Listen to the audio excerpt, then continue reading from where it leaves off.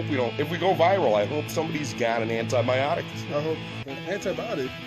If you go viral, you get a viral. Oh. Yeah, you have to explain it. It I got sucked. you. Looking good. You look more good than I do. I look pretty good though. I'll get there. All right. Well, Ardell, pleasure to meet you. Julie, as always, a pleasure. Thank you for your expertise and.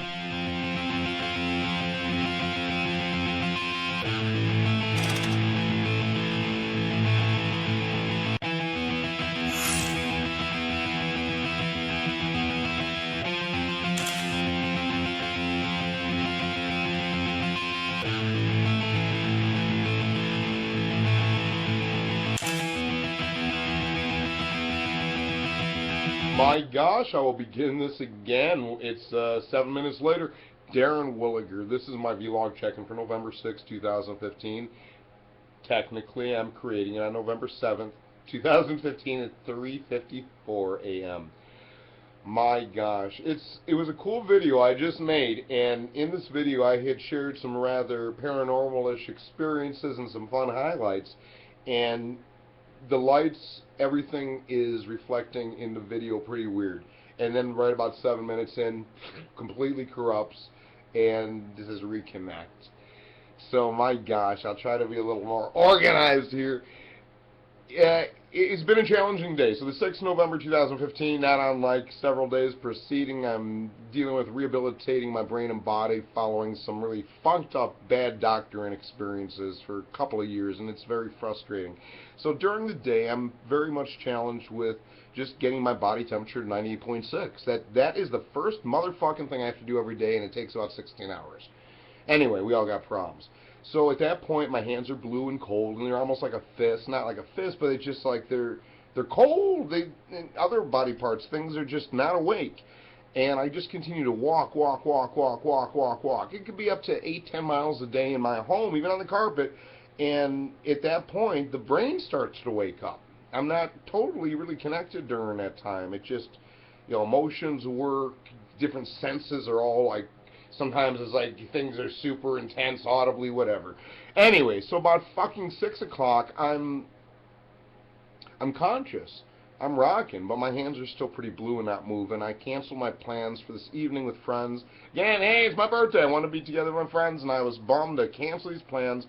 I was emotionally just feeling almost devastated that this fucking medical bullshit somehow was precluding my opportunity to enjoy life's blessed moments. I'm somebody who celebrates every moment, but what the motherfucking fuck? I want to clean my house and have dinner with friends. What an exciting birthday I couldn't enjoy. Oh my gosh, don't get me started. So I call Tom. I said, I'm sad. I'm excited to get together, but I'm not getting behind the wheel of a car when my hands are not articulating normally. And Tom says, no, don't. My gosh, let's reschedule for next week. I'll call you Monday. I'll catch you up on things. And just feeling that love, feeling that sincere opportunity to reschedule meant a lot. It's little things like that, considerations, and just knowing I'm still kind of included. It totally sucked. I guess it was just an emotional and I used that to keep adrenaline focused and keep pushing further, and kept walking. 11 motherfucking p.m. Finally, it's like conscious body is warmed. I'm at 98.6 at that point. Take a shower, and I'm eager to be around other human beings. And again, it's like 11 at that point.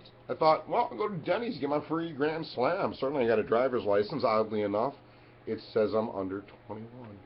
Anyway, clearly I got to renew my license, but I was just so thrilled to see my friend Brandon there. Brandon's somebody who I generally see at Denny's. This is somebody who, for the past few years, we've developed a relationship. I enjoy the conversations that if it's a day later or 3 months later, they pick up right where they left off. Brandon's a tattoo artist, but he also does a lot of woodworking, metalcraft, and tons of neat stuff. And it's just always exciting to connect with him. And I said, my gosh, have I got a story for you, Brandon. It was from a few weeks ago here, October 17th, at this very Denny's. My gosh, the story will sound like bullshit if Rob's not working. Is Rob working tonight? And he was not. Moments later, Rob, who works there, comes in and says, hey, I'm not working tonight, but I just thought it'd be fun to come in. Shit, you're not. And I said, Rob, you got to tell Brandon the story when I came in here on the 17th of October. And by the way, we're just excited about our Fitbit watches and these insights we've gained from logging meals and steps, and friended Rob on the Fitbit so we could start razzing each other to walk more. And I just looked at Brandon and Rob. Brandon's excited to design a tattoo for Rob. It's just all these cool, neat things happening. And I said, wow, wouldn't it be fun if George was here? I mean, it's the craziest thing, It's like so many nice times I'd go in there, bump into, Rob would be working, Brandon would be at the diner with me, George would be like sitting. Sure enough, right then, I shit you not, George walks in. I can't just describe anything but just joy. He's somebody who, he's got a lot of challenges he's worked through, continues to push through, but just always has a big smile, just filled with love in his heart. And he was just excited to connect with everybody. All three men shared some weird challenge that they had found a solution to. Interestingly enough, these were three things that I had struggled with finding solutions for. Just some challenges that during the 16 hours that I'm cold, I'm not fucking able to come up with pragmatism how to do stuff, and it's frustrating. And I kind of got the answer that I needed, and got to learn about Brandon's new home he had purchased. Rob's got some exciting things that have been happening with his life, particularly with fitness, and George's had some neat stuff going on, phase out of a business he had 39.5 years, and what he's been doing with his life and his wife. What great stories. And just make sure I'm recording. Please stay recording. I like my video to work.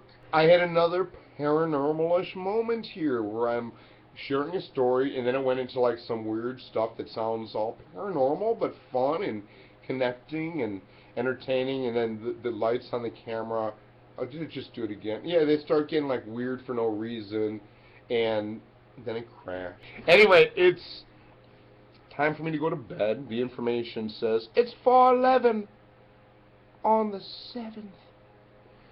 And it's kind of challenging for me to say that to myself because, yeah, I guess I'm tired, and I could now go to sleep because the body temperature is warm enough to do so, and I'll wake up tomorrow enthusiastically eager to crank through and get the body temp back to 98.6 as quick as I can so I can enjoy more things.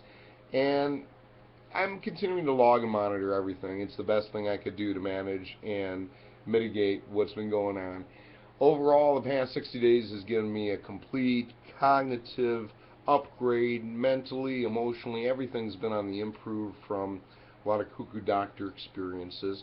And I still continue to find some frustration with just the amount of things that had gone on for so long, and the fact that things had greatly been worsened by professionals.